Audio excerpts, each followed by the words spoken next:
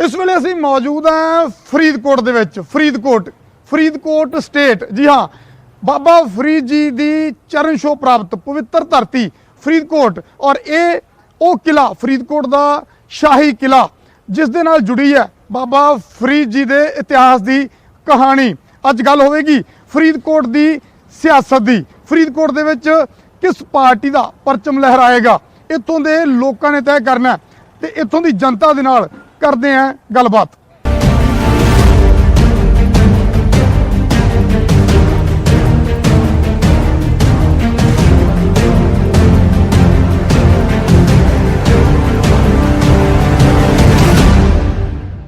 फरीदकोट दे विच मौजूद हां असीं। जी हाँ, फरीदकोट रियासती शहर, किसी समय रजवाड़ियां दा राज सी ते अज इत्थों दे हालात, यानी इत्थे विकास दी मूँह बोल दी तस्वीर तुहाडे सामने है। सानू भी इस गली चों बड़ा भज बचा के लंघना पै रहा ते कोई मींह मूँह नहीं पिया। मींह नहीं पिया बावजूद इसदे पानी काले जे रंग दा पानी ये दसदा कि मींह दा तां है नहीं, ये नालियां दा पानी लगदा ते आ खास करके जिहड़े बंन लाए हुए ने अपने अपने बारां दे विच, ये दसदे ने कि ये अज दा नहीं खड़ा होना। ये मिट्टी दे बंन मार के नाली दा पानी कंट्रोल करने की कोशिश है, पर कित्थे ये गंदा पानी गली च, यानी आपदे घर च जाना जां तां बाहर च इट्टां रख लो। सुखिंदर जी इधर की तस्वीर दिखाओ, जे तुसीं आपदे घरे वड़ना तो बाहर च थोड़ियां जिहियां इट्टां धर लो या फिर बाद च बचा के लंघ जाओ जे लत्त बांह टुੱਟਣ तो बचाउणी है। तां बीबी जी आ बाहर च की है, कदों दा खड़ा पानी है? पानी बावा टाइम ते खड़ा है ते ਉਹ ਲੰਘਣਾ ਟੱਪਣਾ ਬਹੁਤ ਔਖਾ ਹੁੰਦਾ ਸਾਨੂੰ। ਅਸੀਂ ਬਹੁਤ ਔਖੇ ਆ, ਅੰਦਰ ਵੀ ਪਾਣੀ ਸਾਡੇ ਪਰ ਆ। ਤੇ ਕਿਵੇਂ ਹੁਣ ਜਵਾਕ ਵੀ ਘਰੇ ਬਾਹਰ ਜਾਂਦੇ ਜਵਾਕ ਜਦੋਂ? ਹਾਂਜੀ ਹਾਂਜੀ, ਜਵਾਕ ਬਾਹਰ ਬਹੁਤ ਔਖੇ ਹੋ ਕੇ ਨਿਕਲਦੇ, ਅੰਦਰ ਵੀ ਵਿਹੜੇ 'ਚ ਪਾਣੀ ਭਰਿਆ ਨਾਲੀ ਦਾ। ਤੇ ਕਦੇ ਤੁਸੀਂ ਆਪਦੇ ਕਿਸੇ ਮਹਿਕਮੇ ਨੂੰ ਕਦੇ ਲੀਡਰਾਂ ਨੂੰ ਜਾ ਕੇ ਮਿਲੇ ਹੋ? ਨਹੀਂ ਜੀ, ਅਸੀਂ ਤਾਂ ਕਿਰਾਏਦਾਰ ਹੈ, ਮਕਾਨ ਮਾਲਿਕ ਹੈ ਨਹੀਂਗਾ ਇੱਥੇ, ਅਸੀਂ ਕਿਰਾਏ ਤੇ ਰਹਿੰਦੇ ਆ। ਉਹ ਦੇਖੋ ਸਾਰਾ ਨਾਲੀ ਦਾ ਪਾਣੀ ਅੰਦਰ ਆ ਜਾਂਦਾ, ਅੰਦਰ ਵੀ ਆ ਜਾਂਦਾ। ਹਾਂਜੀ ਆ ਭਰਿਆ ਅੰਦਰ ਪਾਣੀ ਸਾਰਾ, ਤਾਂ ਅੰਦਰ ਤੱਕ ਨਾਲੀ ਦਾ ਪਾਣੀ। ਕਹਿੰਦੇ ਕਿਰਾਏ ਤੇ ਰਹਿੰਦੇ ਨੇ, ਕਿਰਾਏ ਤੇ ਆਏ ਸੀ ਵੀ ਚਲੋ 4 ਦਿਨ ਸੌਖੇ ਕੱਟ ਲਾਂਗੇ, ਪਰ ਕਿਰਾਏ ਤੇ ਰਹਿ ਕੇ ਮਿਲਿਆ ਕਿ ਘਰ ਦੇ ਅੰਦਰ ਤੱਕ ਨਾਲੀ ਦਾ ਪਾਣੀ। ਆ ਹਾਲ ਹੋ ਗਿਆ ਇਹ ਤੁਹਾਨੂੰ। ਜੀ ਜੀ ਹਾਂਜੀ, ਬਹੁਤ ਔਖੇ, ਅੰਦਰ ਤੱਕ ਪਾਣੀ ਆ ਜਾਂਦਾ, ਇੱਥੇ ਤੱਕ ਬਹੁਤ ਔਖੇ ਆ ਅਸੀਂ। ਤਾਂ ਆ ਹਾਲਾਤ ਨੇ ਘਰ ਦੇ ਅੰਦਰ ਨਾਲੀ ਦਾ, ਜਾਂ ਕਹਿ ਲਈਏ ਕਿ ਸੀਵਰੇਜ ਦਾ ਪਾਣੀ ਘਰ ਦੇ ਅੰਦਰ ਇਸ ਪਾਣੀ 'ਚ ਫਿਰਨਾ ਤਾਂ ਬਿਮਾਰੀਆਂ ਸ਼ਮਾਰੀਆਂ ਫੈਲਣ ਦਾ ਪੂਰਾ ਖਤਰਾ। ਛੋਟੇ ਛੋਟੇ ਬੱਚਿਆਂ ਦੇ ਨਾਲ ਕਿਵੇਂ ਲੋਕ ਇੱਥੇ ਗੁਜ਼ਾਰਾ ਕਰ ਰਹੇ ਨੇ, ਇਹ ਤਸਵੀਰ ਹੈ। ਜਿਸ ਤਰ੍ਹਾਂ ਪਹਿਲਾਂ ਗੱਲ ਕੀਤੀ ਸੀ, ਜੇ ਲੰਘਣਾ ਤਾਂ ਬਚ ਬਚਾ ਕੇ ਲੰਘ ਜਾਓ, ਜੇ ਤਿਲਕ ਕੇ ਲੱਤ ਬਾਂਹ ਟੁੱਟ ਗਈ ਤਾਂ ਉਹਦੇ ਜ਼ਿੰਮੇਵਾਰ ਤੁਸੀਂ ਆਪ ਹੋਵੋਗੇ। ਬੇਸ਼ੱਕ ਅੱਜ ਜ਼ਿਲ੍ਹਾ ਬਣ ਗਿਆ, ਹਲਕਾ ਬਣ ਗਿਆ, ਪਰ ਫਿਰ ਵੀ ਰਿਆਸਤ ਦੇ ਨਾਂ ਨਾਲ ਜਾਣਿਆ ਜਾਂਦਾ ਤੇ ਇੱਥੋਂ ਦੇ ਹਾਲਾਤ ਬੜੇ ਤਰਸਯੋਗ ਨੇ। ਬਾਈ ਜੀ ਤੁਸੀਂ ਵੀ ਇੱਥੇ ਰਹਿੰਦੇ ਹੋ? ਹਾਂਜੀ। ਕੀ ਨਾਂ ਤੁਹਾਡਾ? ਅਨਮੋਲਦੀਪ ਸਿੰਘ ਜੀ। ਆ ਕੀ ਕੁਝ ਹੋਇਆ ਪਿਆ? ਇਹ ਹੁਣ ਦੇ ਨਹੀਂ ਗਈ, ਇਹ 30 ਸਾਲ ਦੀ ਬਣੀ ਹੋਈ ਆ ਪਿਛਲੇ। ਇਹ ਹਰ ਸਾਲ ਇਹਨਾਂ ਦਾ ਇਹੀ ਹਾਲ ਹੁੰਦਾ, ਜਦੋਂ ਕੋਈ ਮਾੜਾ ਜਿਹਾ ਅੱਗੇ ਮੀਂਹ ਆ ਜਾਂਦਾ ਇੱਥੇ ਸਾਰਾ ਪਾਣੀ ਭਰ ਜਾਂਦਾ। ਉਹ ਦੇਖੋ ਸਾਹਮਣੇ ਉਹ ਮਿੱਟੀ ਉਹਨਾਂ ਨੇ ਬੰਨ ਲਾਏ ਹੋਏ ਆ, ਨਾ ਪਾਣੀ ਉਧਰ ਜਾਂਦਾ ਨਾ ਇੱਧਰ ਜਾਂਦਾ। ਅਸੀਂ ਪਾਣੀ ਬਹੁਤ ਔਖੇ ਹੋ ਕੇ ਕੱਢਦੇ ਆ ਇੱਥੋਂ। ਇਹ ਕੋਈ ਮੀਂਹ ਮੂੰਹ ਤਾਂ ਜੇ ਪਿਆ ਵੀ ਨਹੀਂ ਮਿਲਦਾ। ਮੀਂਹ ਮੂੰਹ ਕਿਉਂ ਨਹੀਂ ਪਿਆ? ਮਾੜਾ ਜਿਹਾ ਮੀਂਹ ਪੈਂਦਾ ਤਾਂ ਉਦੋਂ ਹੀ ਪਾਣੀ ਆ ਜਾਂਦਾ ਬਾਹਰ। ਬਿਨਾਂ ਮੀਂਹ ਤੋਂ ਖੜਾ ਨਾਲੀਆਂ ਦਾ ਪਾਣੀ। ਜੀ ਹੁਣ ਤਾਂ ਚੱਲ ਸੀਵਰੇਜ ਪੈਂਦਾ ਕਰਕੇ ਗਾਉਂ ਉਹਨਾਂ ਨੇ ਬੰਦ ਕੀਤਾ ਆ, ਉਹ ਪਾਣੀ ਜਾਣ ਨਹੀਂ ਦਿੰਦੇ ਤੇ ਇੱਥੇ ਸਾਨੂੰ ਬਹੁਤ ਔਖੇ ਆ। ਅਸੀਂ ਲੰਘਣ ਕੰਨਿਓ ਵੀ ਔਖੇ ਆ, ਸਾਨੂੰ ਤਾਂ ਨਿਕਲਣਾ ਬਾਹਰ ਬੁਰਾ। ਲੀਡਰਾਂ ਨੂੰ ਮਿਲਦੇ ਜਾ ਕੇ? ਹਾਂ ਆਏ ਸੀ, ਕੀ ਵੀ ਆਏ ਸੀ ਇੱਥੇ। ਕੀ ਕਹਿੰਦੇ ਫਿਰ? ਉਹ ਕਹਿੰਦੇ ਕੋਈ ਨਹੀਂ, ਹਾਂ ਕੰਮ ਸਟਾਰਟ ਕਰਾਉਨੇ ਆ, ਪਹਿਲਾਂ ਉਹ ਪੈਂਦਾਗਾ ਫੇਰ ਇਹ ਕਰਾਉਨੇ ਆ। ਕੋਈ ਨਹੀਂ ਗੱਲ ਸੁਣਦਾ ਇੱਥੇ ਤਾਂ ਕੋਈ ਨਹੀਂ ਸੁਣਦਾ। ਵੋਟਾਂ ਆ ਗਈਆਂ ਨੇ, ਕਹਿੰਦੇ ਕਰਾ ਦੇਣਾ। ਹੁਣ ਪਤਾ ਨਹੀਂ ਵੋਟਾਂ ਤੋਂ ਬਾਅਦ ਹੋਣਾ ਕਿ ਇਸੇ ਚਿੱਕੜ ਚੀਲੇ 'ਚ ਇਹਨਾਂ ਨੇ ਤਿਲਕਦੇ ਰਹਿਣਾ। ਜੀ ਹਾਂਜੀ ਵੀਰੇ, ਇਹ ਨਾ ਕਾਫੀ ਟਾਈਮ ਹੋ ਗਿਆ ਗਲੀ ਬਣੀ ਨੂੰ, ਬਣੀ ਨਹੀਂ ਗਈ। ਬਹੁਤ ਜ਼ਿਆਦਾ ਚਿੱਕੜ ਤੁਸੀਂ ਆਪ ਹੀ ਦੇਖ ਸਕਦੇ ਹੋ, ਤੁਹਾਡੇ ਸਾਹਮਣੇ ਜੋ ਸਾਰੀ ਸੱਚਾਈ ਤੁਹਾਡੇ ਸਾਹਮਣੇ ਆ। ਲੰਘਣਾ ਬਹੁਤ ਮੁਸ਼ਕਿਲ ਹੋ ਜਾਂਦਾ। ਇਹ ਤਾਂ ਹਜੇ ਵੀ ਆ ਗੰਦਾ ਪਾਣੀ ਤੁਸੀਂ ਦੇਖ ਲਓ, ਕਿੰਨੇ ਇਨਫੈਕਸ਼ਨ ਫੈਲਦੇ, ਕਿੰਨੀਆਂ ਬਿਮਾਰੀਆਂ ਫੈਲਦੀਆਂ ਘਰਾਂ ਦੇ ਆਸ-ਪਾਸ। ਠੀਕ ਆ, ਕਈਆਂ 'ਚ ਨਿੱਕੇ ਨਿੱਕੇ ਬੱਚੇ ਆ, ਬਜ਼ੁਰਗ ਵੀ ਆ। ਤੁਸੀਂ ਵੇਖੋ ਵੀ ਕਿੰਨੇ ਇਨਫੈਕਸ਼ਨ ਆ, ਕਿੰਨੀਆਂ ਬਿਮਾਰੀਆਂ। ਨਾਲੀਆਂ ਦਾ ਗੰਦਾ ਪਾਣੀ, ਕੋਈ ਚੰਗਾ ਪਾਣੀ ਵੀ ਨਹੀਂ ਹੈਗਾ। ਜਦੋਂ ਮੀਂਹ ਹੁੰਦੀ ਆ ਉਦੋਂ ਵੀ ਬਹੁਤ ਜ਼ਿਆਦਾ ਚਿੱਕੜ ਹੋ ਜਾਂਦਾ। ਇਹਦਾ ਇਹ ਸੀਵਰੇਜ ਕਰਕੇ ਤੁਸੀਂ ਦੇਖੋ ਨਾਲੀਆਂ ਦਾ ਕਿੰਨਾ ਗੰਦਾ ਪਾਣੀ ਹੈ। ਆ ਤਰਾਸਦੀ ਆ ਸਾਡੀ ਕਿ 70-75 ਸਾਲ ਲੰਘ ਗਏ ਤਾਂ ਵਿਕਾਸ ਗਲੀਆਂ ਨਾਲੀਆਂ ਨੂੰ ਡੀਕ ਰਹੇ ਲੋਕ ਅਜੇ, ਤੇ ਡੀਕਦੇ ਵੀ ਆ ਕਦੋਂ ਨਾਲੀਆਂ ਦਾ ਕਾਲਾ ਪਾਣੀ ਬਾਹਰ ਆਉਣੋਂ ਹਟੂਗਾ ਤੇ ਕਦੋਂ ਇਹਨਾਂ ਲੋਕਾਂ ਨੂੰ ਚੈਨ ਦਾ ਸਾਹ ਆਊਗਾ। ਘਰ-ਬਾਰ ਤਾਂ ਔਖੇ ਸੌਖੇ ਬਣਾ ਲਏ, ਕੋਈ ਕਿਰਾਏ ਤੇ ਰਹਿਣ ਲੱਗ ਗਿਆ, ਪਰ ਜਿਹੜੀਆਂ ਬੁਨਿਆਦੀ ਸਹੂਲਤਾਂ ਦੇ ਲਈ ਸਿਸਟਮ ਚੁਣਿਆ ਜਾਂਦਾ, ਸਿਸਟਮ ਚੁਣਿਆ ਗਿਆ, ਲੀਡਰ ਚੁਣੇ ਜਾਂਦੇ ਆ, ਸਰਕਾਰਾਂ ਬਣਾਈਆਂ ਜਾਂਦੀਆਂ, ਤਾਂ ਫਿਰ ਉਹਨਾਂ ਨੇ ਆਪਣੀ ਜ਼ਿੰਮੇਵਾਰੀ ਕਦੋਂ ਨਿਭਾਉਣੀ ਹੈ ਰੱਬ ਜਾਣੇ। ਤੇ ਉਹਨਾਂ ਲੀਡਰਾਂ ਨੂੰ ਰੱਬ ਸਮੱਤ ਬਖਸ਼ੇ ਤਾਂ ਕਿ ਆ ਜਿਹੜਾ ਵਿਕਾਸ ਦੀ ਮੂੰਹ ਬੋਲਦੀ ਤਸਵੀਰ ਅਸੀਂ ਦੇਖ ਪਾ ਰਹੇ ਹਾਂ ਇਹ ਘੱਟੋ ਘੱਟ ਨਜ਼ਰ ਨਾ ਆਵੇ।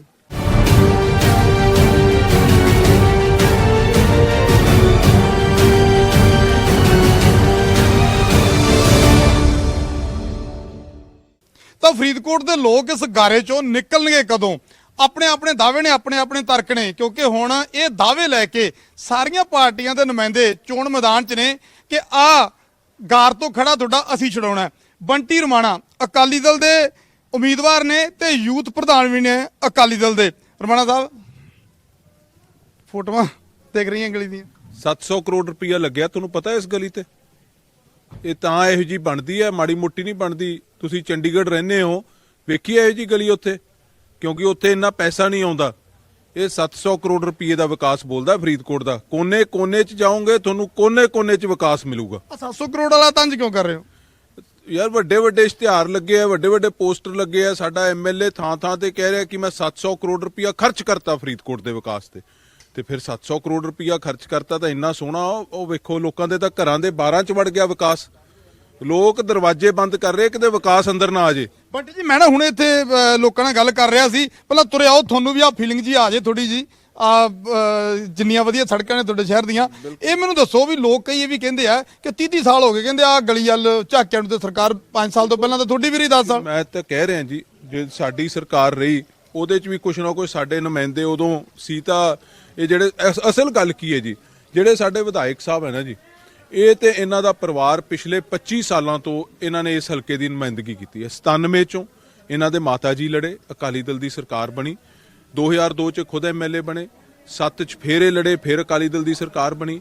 12 ਚ ਇਥੋਂ ਦੀਪ ਮਲਹੋਤਰਾ ਜਿੱਤਿਆ, ਬੈਕਡੋਰ ਚਾਬੀ ਫੇਰ ਇਹਨਾਂ ਦੇ ਹੱਥ 'ਚ ਰਹੀ, ਤੇ ਹੁਣ 17 ਚ ਆਪ ਜਿੱਤ ਗਏ। ਫਿਰ 25 ਸਾਲਾਂ ਦਾ ਲੋਕਾਂ ਨੂੰ ਹਿਸਾਬ ਦੇਣ, ਇਕੱਲੇ 5 ਸਾਲਾਂ ਦਾ ਕਿਉਂ ਦਿੰਦੇ? ਜੇ ਕਹਿੰਦੇ ਆ ਉਦੋਂ ਕੁਝ ਨਹੀਂ ਹੋਇਆ, ਤੁਹਾਡੇ ਮੁਤਾਬਕ ਜੇ ਪਿਛਲੇ ਸਾਲਾਂ 'ਚ ਵੀ ਇੱਥੇ ਵਿਕਾਸ ਨਹੀਂ ਹੋਇਆ ਤਾਂ ਉਹਦੀ ਜ਼ਿੰਮੇਵਾਰੀ ਵੀ ਉਹਨਾਂ ਤੇ ਆ ਯਾਰ। ਉਹ ਕਿਉਂਕਿ ਉਹ ਤਾਂ ਪਾਰਟੀਆਂ ਬਦਲ ਕੇ ਤੇ ਤੁਸੀਂ ਮਗਰਲਾ ਬੈਗੇਜ ਤਾਂ ਨਹੀਂ ਨਾ ਛੱਡ ਸਕਦੇ।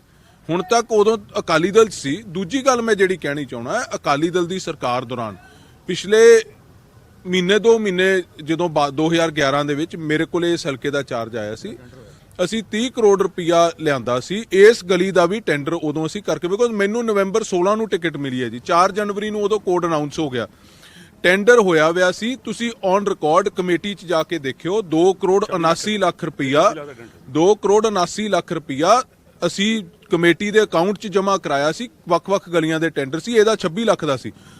ਉਹ 2 ਕਰੋੜ 79 ਲੱਖ ਰੁਪਇਆ ਸਰਕਾਰ ਬਦਲਣ ਤੋਂ ਬਾਅਦ ਵਾਪਸ ਚਲਾ ਗਿਆ ਖਜ਼ਾਨੇ 'ਚ। ਇਹਨਾਂ ਦੇ ਟੈਂਡਰ ਹੀ ਰਹਿ ਗਏ, ਸੜਕ ਨਹੀਂ ਬਣਾਈ। ਜਦੋਂ ਪੈਸਾ ਅਸੀਂ ਲਿਆਤਾ, ਸਮਾਂ ਘੱਟ ਸੀ, ਨਹੀਂ ਬਣ ਸਕੀ। ਪੈਸੇ ਆ ਗਏ, ਸੜਕ ਫਿਰ ਵੀ ਨਹੀਂ ਬਣੀ, ਫਿਰ ਕਮੀ ਕਿੱਥੇ ਆ? ਨੀਅਤ 'ਚ ਕਮੀ ਆ। ਫਿਰ ਨੀਅਤ 'ਚ ਕਮੀ ਹੈ ਤੇ ਇੱਕ ਜੇਬਾਂ ਬਹੁਤੀਆਂ ਮੋਟੀਆਂ ਸਾਡੇ ਐਮਐਲਏ ਸਾਹਿਬ ਦੀਆਂ। ਪੈਸਾ ਪਤਾ ਨਹੀਂ ਕਿੰਨਾ ਕੁ ਪਾਈ ਜਾਂਦੇ ਜੇਬਾਂ 'ਚ, ਕਿੰਨਾ ਕੁ ਪਾਈ ਜਾਂਦਾ, ਮੁੱਕਦਾ ਹੀ ਨਹੀਂ ਜੀ। ਉਹ ਤਾਂ ਹੀ ਸਮਾਈ ਜਾਂਦਾ, ਪਤਾ ਨਹੀਂ ਕਿੱਥੇ ਪਾਉਣ, ਕਿੰਨੀਆਂ ਕੁ ਜੇਬਾਂ ਉਹਨਾਂ ਨੇ ਆਪਦੇ ਉਹ ਕਮੀਜ਼ ਦੇ ਲਾਈਆਂ। ਮੈਂ ਤਾਂ ਤੁਹਾਨੂੰ on record, matter of record ਦੱਸ ਰਿਹਾ ਬਰਾੜ ਸਾਹਿਬ। ਸਰਕਾਰ ਜਿੱਦਾਂ ਜਾਂਦੀ ਹੈ ਸ਼੍ਰੋਮਣੀ ਅਕਾਲੀ ਦਲ ਦੀ, ਮੁਨਸਿਪਲ ਕਮੇਟੀ ਦੇ ਅਕਾਊਂਟ 'ਚ ਅਸੀਂ 2 ਕਰੋੜ 79 ਲੱਖ ਰੁਪਇਆ ਛੱਡ ਕੇ ਗਏ ਆ। ਉਹ ਵਾਪਸ ਗਿਆ। ਸੁਖਬੀਰ ਸਿੰਘ ਬਾਦਲ ਦੇ, ਬਿਕਰਮ ਮਜੀਠੀਆ ਦੇ ਬੜੇ ਨੇੜੇ ਗਿਣੇ ਜਾਂਦੇ ਹੋ ਤੁਸੀਂ, ਯੂਥ ਪ੍ਰਧਾਨ ਵੀ ਹੋ। ਲੱਗਦਾ ਹੈ ਕਿ ਉਸ ਪ੍ਰਧਾਨਗੀ ਦਾ ਤੇ ਉਸ ਨੇੜਤਾ ਦਾ ਫਾਇਦਾ ਹਲਕੇ ਨੂੰ ਮਿਲ ਸਕਦਾ? 100% ਮਿਲੇਗਾ ਜੀ। ਦੇਖੋ, ਪਹਿਲੀ ਗੱਲ ਤਾਂ ਬਾਦਲ ਸਾਹਿਬ ਸਾਰੇ ਪੰਜਾਬ ਦੀ ਤਰੱਕੀ ਤੁਸੀਂ ਵੇਖੀ ਹੈ, ਡਿਵੈਲਪਮੈਂਟ। ਚੰਡੀਗੜ੍ਹੋਂ ਤੁਸੀਂ ਆਉਣੇ ਹੋ, ਸੜਕਾਂ ਦੇਖ ਲਓ, ਹੋਰ ਦੇਖ ਲਓ, ਕਰਦੇ ਆ। ਪਰ ਹਾਂ, ਜਿੱਥੇ ਕਿਤੇ ਕੋਈ ਮਿਹਨਤ ਵੱਧ ਕਰਦਾ ਹੋਵੇ, ਕਿਸੇ ਨਾਲ ਤੁਹਾਡੀ ਨੇੜਤਾ ਹੋਵੇ, ਸੁਭਾਵਕ ਹੈ ਥੋੜਾ ਬਹੁਤ ਧੱਕਾ ਕਰਕੇ ਵੀ ਬੰਦਾ ਆਪਦੇ ਹਲਕੇ ਵਾਸਤੇ ਲਿਆਉਂਦਾ, ਉਹਦਾ ਫਾਇਦਾ ਸਾਡੇ ਹਲਕੇ ਨੂੰ ਮਿਲਣਾ ਸੁਭਾਵਕ ਹੈ। ਦੂਸਰੀ ਗੱਲ ਜਿਹੜੀ ਮੈਂ ਕਹਿਣੀ ਚਾਹਣਾ ਬਰਾੜ ਸਾਹਿਬ, ਕਿ ਇਹ ਹਲਕਾ ਇੱਕ ਬੜਾ ਇਤਿਹਾਸਿਕ ਹਲਕਾ ਹੈ, ਐਂਡ ਸ਼ਹਿਰ ਸਾਡਾ ਬੜਾ ਇਤਿਹਾਸਿਕ ਸ਼ਹਿਰ ਹੈ, ਬਾਬਾ ਫਰੀਦ ਦੀ ਚਰਨ ਛੋਹ ਪ੍ਰਾਪਤ ਧਰਤੀ ਹੈ। ਇਹੋ ਜਿਹਾ ਹਾਲ ਸ਼ਹਿਰ ਦਾ, ਆ ਬਜ਼ੁਰਗ ਸਾਰੇ ਖੜੇ ਆ, ਤੁਸੀਂ ਪੁੱਛ ਲਓ ਕਿਸੇ ਨੂੰ, ਜੇ ਮਗਰਲੇ 50 ਸਾਲਾਂ 'ਚ ਇਸ ਸ਼ਹਿਰ ਦਾ ਹਾਲ ਇਹ ਦੇਖਿਆ ਹੋਵੇ ਕਿਸੇ ਨੇ, ਤਾਂ ਮੈਨੂੰ ਤੁਸੀਂ ਜੋ ਕਹੋਗੇ ਮੈਂ ਕਰਨ ਨੂੰ ਤਿਆਰ ਹਾਂ। ਐਡੇ ਮਾੜੇ ਹਾਲਾਤਾਂ 'ਚ ਅਸੀਂ ਆਪਦਾ ਸ਼ਹਿਰ ਨਹੀਂ ਵੇਖਿਆ।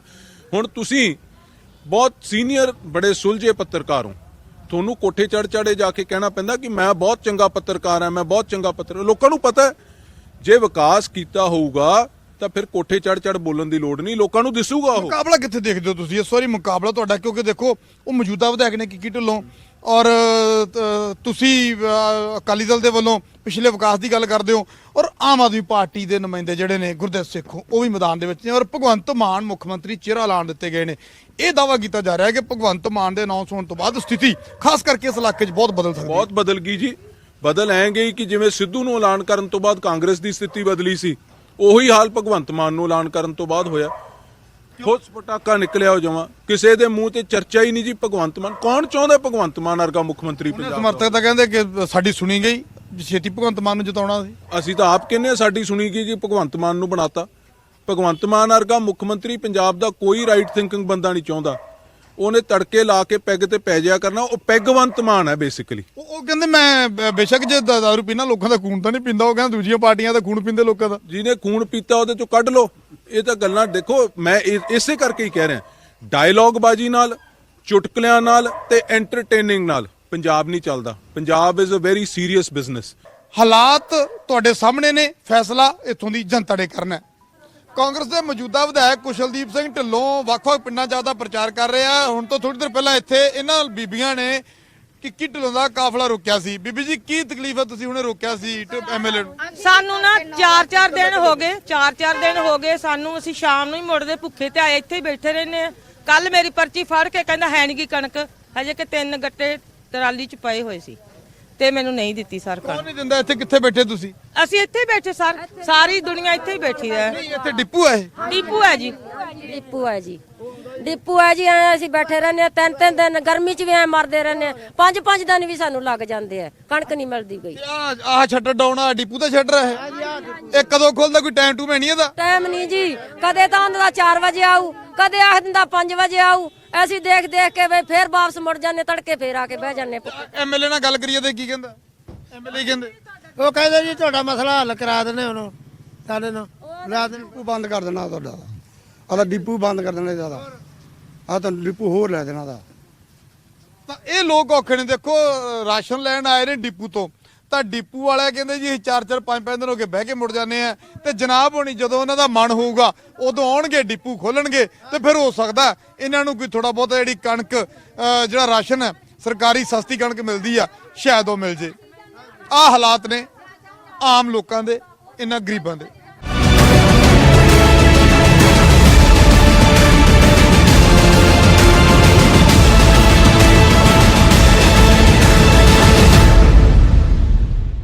ਤਾਂ ਫਰੀਦਕੋਟ ਦਾ ਚੋਣ ਅਖਾੜਾ ਪੂਰੀ ਤਰ੍ਹਾਂ ਭਖਿਆ ਹੋਇਆ ਤੇ ਫਰੀਦਕੋਟ ਦੇ ਮੌਜੂਦਾ ਵਿਧਾਇਕ ਕੁਸ਼ਲਦੀਪ ਸਿੰਘ ਢਿੱਲੋਂ ਕਾਂਗਰਸ ਵੱਲੋਂ ਮੌਜੂਦਾ ਵਿਧਾਇਕ ਨੇ ਤੇ ਕਾਂਗਰਸ ਦੇ ਉਮੀਦਵਾਰ ਫਿਰ ਤੋਂ ਇਹਨਾਂ ਦੀ ਭਰੋਸਾ ਜਿਹੜਾ ਜਿਤਾਇਆ ਗਿਆ। ਢਿੱਲੋਂ ਸਾਹਿਬ ਲਗਾਤਾਰ ਪਿੰਡਾਂ ਦੇ ਚੱਕਰ ਮਾਰ ਰਹੇ ਹੋ, ਕੀ ਲੱਗਦਾ?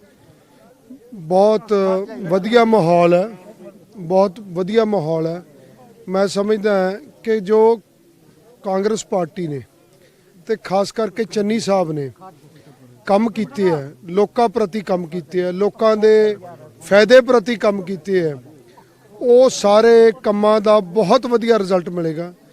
ਕਿਉਂਕਿ ਹਰੇਕ ਬੰਦੇ ਨੂੰ ਫਾਇਦਾ ਹੋਇਆ ਉਹਨਾਂ ਫੈਸਲਿਆਂ ਦਾ। ਪਰ ਉਹ ਕਿਤੇ ਨਾ ਕਿਤੇ ਜਿਹੜੇ ਫੈਸਲੇ ਐਲਾਨ ਕੀਤੇ ਗਏ ਉਹਨਾਂ ਨੂੰ ਲੈ ਕੇ ਵਿਰੋਧੀ ਕਹਿੰਦੇ ਆ ਕਿ ਉਹ ਤਾਂ ਐਲਾਨ ਹੀ ਤੁਰੇ ਫਿਰਦੇ ਆ। ਉਹ 36000 ਮੁਲਾਜ਼ਮਾਂ ਵਾਲਾ ਮੈਂ ਵੇਖ ਰਿਹਾ ਇੱਥੇ ਪਿੰਡਾਂ 'ਚ ਵੀ ਪੋਸਟਰ ਲਾਏ ਪਏ ਆ, ਆਂਦੇ ਉਹ ਤਾਂ ਸਿਰੇ ਲੱਗੀ ਨਹੀਂ ਗੱਲ ਕੋਈ। ਵਿਰੋਧੀਆਂ ਨੇ ਤਾਂ ਚਲੋ ਗੱਲ ਕਹਿਣੀ ਹੈ, ਸਾਰੀ ਦੁਨੀਆ ਨੂੰ ਪਤਾ ਹੈ, ਪ੍ਰੈਸ ਨੂੰ ਵੀ ਪਤਾ ਹੈ ਕਿ ਕਾਨੂੰਨ ਪਾਸ ਕਰ ਦਿੱਤਾ ਗਿਆ ਸੀ। ਗਵਰਨਰ ਸਾਹਿਬ ਮੋਦੀ ਦੇ, ਕਿਉਂਕਿ ਸੈਂਟਰ ਸਰਕਾਰ ਦੇ ਉਹ ਬਸ਼ਿੰਦੇ ਆ, ਉਹਨਾਂ ਨੇ ਜਾਣ ਕੇ ਫਾਈਲ ਸਾਈਨ ਨਹੀਂ ਕੀਤੀ, ਖਰਾਬ ਕੀਤੀ। ਤੁਹਾਨੂੰ ਪਤਾ ਦੁਬਾਰ ਤੋਂ ਕਾਨੂੰਨ ਪਾਸ ਕਰਨ ਵਾਸਤੇ 3 ਮਹੀਨੇ ਦਾ ਟਾਈਮ ਚਾਹੀਦਾ ਹੁੰਦਾ। ਸੋ ਟਾਈਮ ਉਹਨਾਂ ਨੂੰ ਕੋਡ ਲੱਗ ਗਿਆ, ਨਹੀਂ ਤਾਂ ਅਸੀਂ ਵਿਧਾਨ ਸਭਾ 'ਚ ਫਿਰ ਤੋਂ ਪਾਸ ਕਰਨਾ ਸੀ। ਉਸ ਤੋਂ ਬਾਅਦ ਲੋੜ ਨਹੀਂ ਪੈਣੀ ਸੀ ਗਵਰਨਰ ਸਾਹਿਬ ਦੀ। ਪਰ ਮੇਰਾ ਕਹਿਣ ਤੋਂ ਭਾਵ ਇਹ ਹੈ, ਹੁਣ ਤੁਹਾਡੇ ਸਾਹਮਣੇ ਮੈਂ ਪੁੱਛਿਆ, ਬਿਜਲੀ ਦੇ ਬਿੱਲ ਲੋਕਾਂ ਦੇ ਘਰਾਂ 'ਚ ਆਉਣੇ ਸ਼ੁਰੂ ਹੋ ਗਏ। ਹਰੇਕ ਬੰਦਾ ਕਹਿ ਰਿਹਾ ਕਿ ਅੱਗੇ ਨਾਲੋਂ ਬਿੱਲ ਅੱਧੇ ਨਾਲੋਂ ਵੀ ਘੱਟ ਆਏ ਹੈ। ਸੋ ਹਰੇਕ ਚੀਜ਼ ਦਾ ਜਿਹੜਾ ਫਾਇਦਾ ਲੋਕਾਂ ਨੂੰ ਥੱਲੇ ਦਿਖਣ ਲੱਗ ਪਿਆ ਤੇ ਲੋਕਾਂ ਦੇ ਪ੍ਰਤੀ ਇੱਕ ਵਧੀਆ ਫੈਸਲੇ ਲਏ ਗਏ ਆ ਚੰਨੀ ਸਾਹਿਬ ਨੇ। ਕਿਉਂਕਿ ਉਹ ਇੱਕ ਬਹੁਤ ਗਰੀਬ ਘਰ ਉੱਠ ਕੇ ਗਏ, ਉਹ ਸਮਝਦੇ ਆ ਕਿ ਹਰੇਕ ਦੀ ਮੁਸ਼ਕਲ ਕੀ ਹੈ, ਮਸਲਾ ਮੁਸ਼ਕਲਾਂ ਦੀ ਗੱਲ ਕੀਤੀ ਤੁਸੀਂ। ਅਸੀਂ ਹੁਣ ਨਾ ਇਸ ਤੋਂ ਪਹਿਲਾਂ ਫਰੀਦਕੋਟ ਸ਼ਹਿਰ 'ਚ ਘੁੰਮ ਰਹੇ ਸੀ, ਬਲਵੀਰ ਬਸਤੀ ਵੱਲ ਫਿਰਦੇ ਸੀਗੇ ਤੇ ਮੀਂਹ ਵੀ ਮੈਨੂੰ ਲੱਗਦਾ ਥੋੜੇ ਦਿਨ ਹੋ ਗਏ ਨਹੀਂ ਪਿਆ ਤੇ ਲੋਕਾਂ ਦੇ ਬਾਹਰ 'ਚ ਨਾਲੀਆਂ ਦਾ ਪਾਣੀ, ਸੀਵਰੇਜ ਦਾ ਪਾਣੀ ਉਹ ਤਿਲਕ ਜਾਂਦੇ ਨੇ, ਆਪੋ ਆਪਣੇ ਘਰਾਂ ਬਾਹਰ ਚਿੱਟਾ ਰੱਖੀ ਬੈਠੇ ਆ। ਮੈਨੂੰ ਲੱਗਦਾ ਤੁਹਾਨੂੰ ਅਕਾਲੀ ਦਲ ਵਾਲੇ ਸਿਰਫ ਉਹ 2-3 ਗਲੀਆਂ 'ਚ ਲੈ ਕੇ ਗਏ ਹੋਣੇ ਆ। ਨਹੀਂ ਲੈ ਕੇ ਕੋਈ ਨਹੀਂ, ਪਰ ਅਸੀਂ ਜ਼ਰੂਰ ਵੇਖ ਕੇ ਆਏ ਆ। ਮੇਰੀ ਇੱਕ ਬੇਨਤੀ ਹੈ ਕਿ ਇਹ ਫਰੀਦਕੋਟ ਸ਼ਹਿਰ 'ਚ ਪੌਣੇ 200 ਕਰੋੜ ਰੁਪਏ ਦਾ ਸੀਵਰੇਜ ਪਿਆ। ਸੁਖਬੀਰ ਸਿੰਘ ਬਾਦਲ ਨੇ ਇਹਦਾ ਨੀਂਹ ਪੱਥਰ 2 ਵਾਰੀ ਰੱਖਿਆ ਸੀ 10 ਸਾਲਾਂ 'ਚ। ਅਸੀਂ ਉਹ 90% ਕੰਮ ਕੰਪਲੀਟ ਕਰ ਦਿੱਤਾ।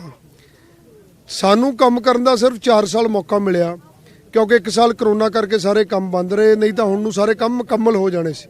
ਸੋ ਇਸ ਕਰਕੇ ਮੇਰੀ ਬੇਨਤੀ ਹੈ ਕਿ ਇਹ ਵੀ ਮੇਰੀ ਬੇਨਤੀ ਹੈ ਕਿ ਜਿੱਥੇ ਕੰਮ ਚੱਲ ਰਿਹਾ ਉੱਥੇ ਤਾਂ ਭਾਈ ਜ਼ਰੂਰ ਤਿਲਕਣ ਹੋਊਗੀ, ਪਰ ਜਿਹੜਾ 80% ਕੰਮ ਕੰਪਲੀਟ ਹੋ ਜਿਹੜੀ ਚੁੱਕਿਆ ਗਲੀ 'ਚ ਅਸੀਂ ਜਾ ਕੇ ਆਏ ਹਾਂ, ਉੱਥੇ ਕੰਮ ਕੁਮ ਕੋਈ ਨਹੀਂ ਚੱਲ ਰਿਹਾ। ਨਹੀਂ ਚੱਲਣ ਵਾਲਾ ਹੋਣਾ, ਪਰ ਮੇਰੀ ਬੇਨਤੀ ਹੈ 80% ਸ਼ਹਿਰ ਜਿਹੜਾ ਤਿਆਰ ਹੋ ਗਿਆ ਹੈ ਜਾਂ ਵਧੀਆ ਬਣ ਗਿਆ ਮਾਹੌਲ, ਉੱਥੇ ਵੀ ਜ਼ਰੂਰ ਗੇੜਾ ਮਾਰ ਕੇ ਆਓ। ਤੁਹਾਨੂੰ ਇੱਕ ਵਿਰੋਧੀ ਇਹ ਵੀ ਕਹਿੰਦੇ ਆ, ਤੁਸੀਂ ਖੁਦ ਹੀ ਅਕਾਲੀ ਦਲ ਦਾ ਨਾਂ ਲਿਆ ਕਿਉਂਕਿ ਉਹਨਾਂ ਨਾਲ ਗੱਲਬਾਤ ਹੋਈ ਹੈ, ਤਾਂ ਉਹ ਕਹਿੰਦੇ ਨੇ ਕਿ 700 ਕਰੋੜ ਰੁਪਏ ਦਾ ਕਹਿੰਦੇ ਦਾਵਾ ਕਰਦੇ ਨੇ, ਪੋਸਟਰ ਲਾਤੇ, ਕਹਿੰਦੇ ਕਿ 700 ਕਰੋੜ ਰੁਪਇਆ ਮੈਂ ਲਾਤਾ, ਉਹਦੇ ਲਾਇਆ ਕਿੱਥੇ ਉਹ ਨਹੀਂ ਲੱਭਦਾ।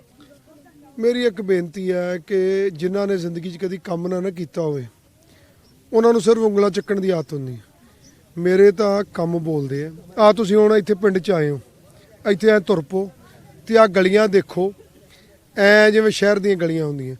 ਸਾਡੇ ਤਾਂ ਕੰਮ ਬੋਲਦੇ ਆ। ਜਿੰਨੇ ਕੰਮ ਹੈ ਜਿਹੜੇ ਅਸੀਂ ਕੀਤੇ ਹੈ ਉਹ ਜਾ ਕੇ ਮੈਂ ਤਾਂ ਕਹਿੰਦਾ ਸਾਰਾ, ਭਾਵੇਂ ਤੁਸੀਂ ਮੇਰੇ ਵੀਰ ਸਾਰੇ ਮੀਡੀਆ ਵਾਲੇ ਚੈੱਕ ਕਰਕੇ ਆਓ।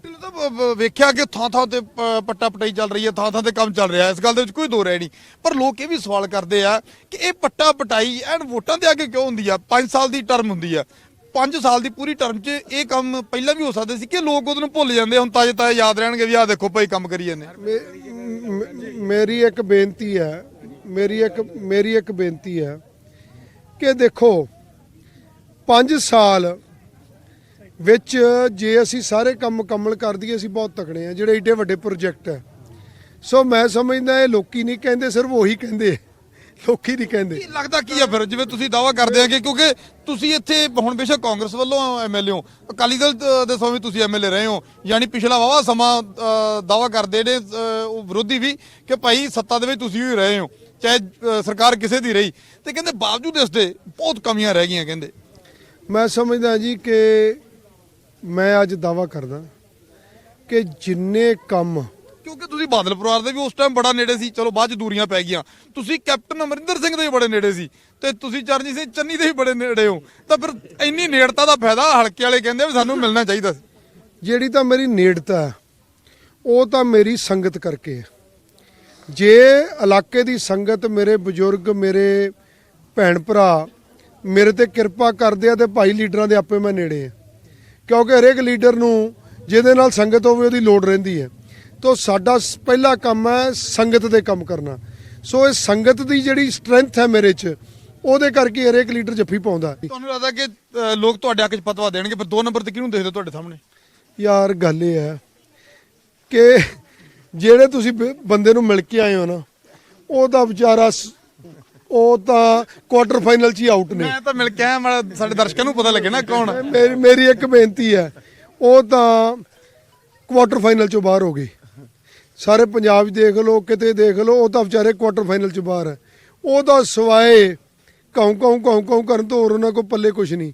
ਸੋ ਸਾਡਾ ਮਸਲਾ ਇਹ ਹੈ, ਅਸੀਂ ਪੋਜ਼ਿਟਿਵ ਗੱਲ ਲੈ ਕੇ ਚੱਲੇ, ਅਸੀਂ ਇਲਾਕੇ ਦੇ ਵਿਕਾਸ ਨੂੰ ਲੈ ਕੇ ਚੱਲੇ, ਅਸੀਂ ਕੀਤਾ ਤੇ ਕਰਾਂਗੇ। ਮੁਕਾਬਲਾ ਫਿਰ ਕਿਹਦੇ ਨਾਲ? ਮੈਂ ਸਮਝਦਾ ਮੇਰਾ ਮੁਕਾਬਲਾ ਕਿਸੇ ਨਾਲ ਨਹੀਂ। ਇੱਕ ਤਾਂ ਮੰਨਣਾ ਹੀ ਪੈਣਾ ਨਾ। ਦੇਖੋ ਮੈਂ ਸਮਝਦਾ ਮੇਰਾ ਮੁਕਾਬਲਾ ਆਪਦੇ ਨਾਲ ਹੈ।